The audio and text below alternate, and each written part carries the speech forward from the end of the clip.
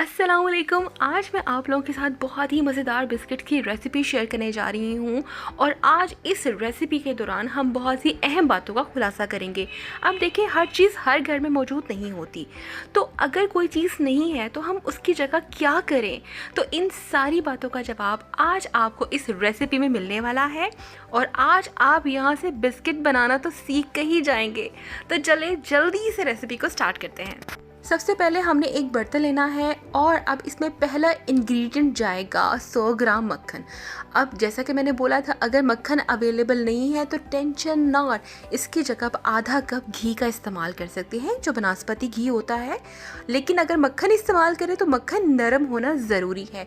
इसके बाद आधा कप आपने पिसी हुई चीनी का लेना है। अब देखिए, चीनी हर घर में अवेलेबल होती है, तो आपने उसको पीस लेना है और इस तरीके से अच्छे से छान लेना है, क्योंकि जब हम चीनी को पीस के रखते हैं या पिसी हुई चीनी इस्तेमाल करें तो देखिए इस तरह से जम जाती है। लेकिन छानने के बाद हमें एक बहुत ही फाइन सा पाउडर मिल जाएगा, तो ये स्टेप करना थोड़ा ज़रूरी है। चीनी को पीसने के बाद अब हमने या तो हाथ की मदद से या फिर घर में अगर बीटर है तो अच्छे से बड़े आराम से, एकदम से बीटर नहीं चलाना वरना बहुत ज़्यादा चीनी उड़ेगी।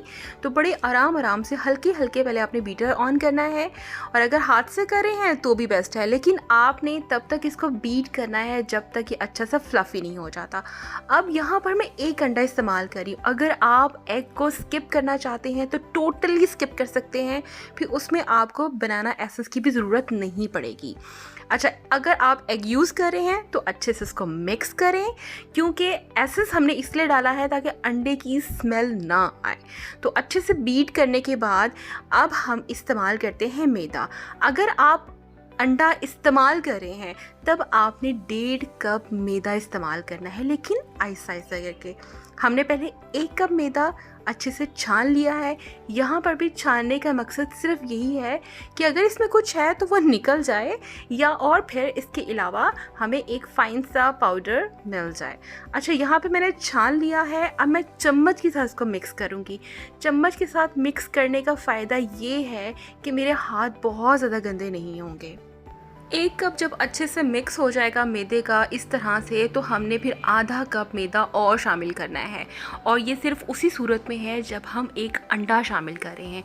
अगर अंडा स्किप कर रहे हैं तो ये आधा कप मैदा भी आपने टोटली स्किप करना है। स्टार्ट में जब हमने मैदा छाना था तो उसी वक्त हमने उसमें शामिल करने थे 2 चम्मच बेकिंग पाउडर, लेकिन मैं भूल गई हूँ। तो आपने ये स्टेप हमेशा याद रखना है, जब मैदे को छानना है तो उसी वक्त आपने बेकिंग पाउडर इसमें शामिल करना है। यहाँ पर मैंने स्टिकी सी डो रेडी कर ली है और 2 हिस्सों में इसको डिवाइड कर लिया है। आप जितना आपको अच्छा लगता है प्लेन खाना, आप उतना हिस्सा प्लेन रहने दें। जितना आपको अच्छा लगता है कि चॉकलेट फ्लेवर में, तो आप चॉकलेट फ्लेवर वाला उतना हिस्सा निकाल सकते हैं। तो यहाँ देखिए, 2 चम्मच बेकिंग पाउडर मैंने शामिल किया है और 1 चम्मच मैंने कोको पाउडर शामिल किया है। अच्छे से मैंने इसको गूंद लेना है। जब एक जैसी डो हमारी तैयार हो जाएगी तब हमने इसको कर देना है साइड पर। ये देखें, एक जैसा कलर आ चुका है। अब हमने जो प्लेन डो बनाई थी उसमें जो बेकिंग पाउडर शामिल किया था बाद में, उसको भी अच्छे से मिक्स कर लेते हैं, अच्छे से गूंद लेते हैं। अब इन दोनों डो को गूंदने के बाद अब हमने चलना है नेक्स्ट स्टेप पर कि हमने इसको किस तरह से फोल्ड करना है।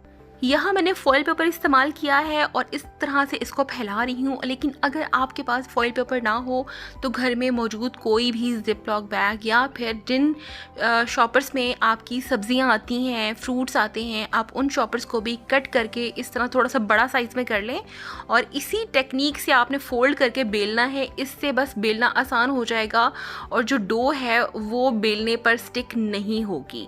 अब ये देखें, ये इस तरह से बेल चुके हैं हम। बहुत बारीक नहीं बेलना वरना बिस्किट अच्छे नहीं बनेंगे।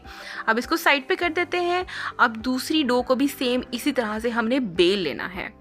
अभी मौसम सर्दी का है तो इसीलिए मुझे फ्रिज में रखने की ज़रूरत महसूस नहीं हो रही, लेकिन अगर आप सेम रेसिपी गर्मियों में बना रहे हैं तो जैसे मैंने एक डो रेडी की है तो आपने फ़ौरन से फ्रिज में रख देनी है, बल्कि दोनों डो को आपने 5-5 मिनट के लिए फ्रिज में छोड़ देना है ताकि थोड़ी सी ठहर जाए।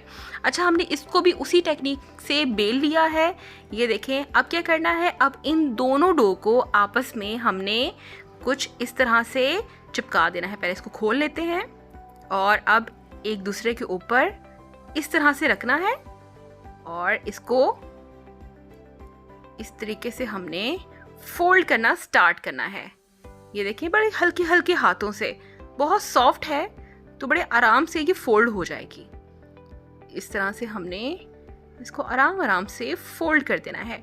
अब इस डो को हमने तकरीबन आधे घंटे के लिए फ्रिज में छोड़ देना है ताकि ये ठहर जाए। आधे घंटे के बाद ये देखें काफ़ी हद तक ये डो ठहर चुकी है। लेकिन अगर गर्मियां हैं तो सेम आपने ये टाइम बढ़ा देना है, आपने इसको घंटे के लिए फ्रिज में छोड़ देना है जब तक ये थोड़ी ठहर नहीं जाती।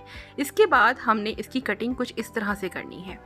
अंडे के साथ और बिना अंडे के रेसिपी का जो तरीका है वो मैं डिस्क्रिप्शन बॉक्स में लिख दूंगी ताकि आपको अगर ज़रा सी भी कन्फ्यूजन हो तो वो कन्फ्यूजन दूर हो जाए। अब बारी आती है इन्हें बेक करने की। तो आज हम बेक करेंगे इसको पतीली में 20 मिनट के लिए। मैंने इसको पहले गर्म होने के लिए रख दिया था हाई फ्लेम पर। इसके बाद इसको 25 मिनट तक आपने लो फ्लेम पर इसको बेक करना है और बिस्किट्स हो जाएंगे रेडी। यहाँ पर बिस्किट्स हो गए हैं हमारे तैयार, लेकिन हमने ठंडा करने के बाद इसको अपनी जगह से हिलाना है। मैंने यहाँ पर पिज़्ज़ा पैन इस्तेमाल की है विदाउट ग्रीस, लेकिन अगर आप घर में कोई भी प्लेट इस्तेमाल करते हैं तब भी आपको ग्रीस करने की ज़रूरत नहीं है क्योंकि इसमें बहुत ज़्यादा ऑयल है। तो ये थी आज की रेसिपी। मुझे दीजिए इजाज़त, फिर मिलते हैं। अल्लाह हाफ़िज़।